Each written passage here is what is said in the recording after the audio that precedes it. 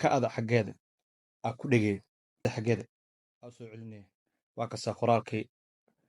qoraalkii waa naga bax hadda dhanka eeda xaggeeda aa ku dhegay wadane inta kaga soo jiiday maanta iyo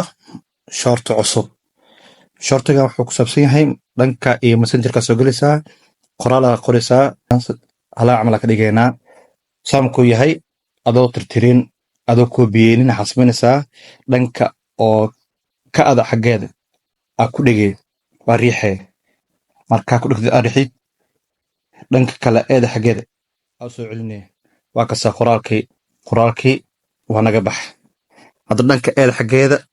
aa ku dhegay wadane inta kaga soo jiiday waa kasaa marka qoraalkeena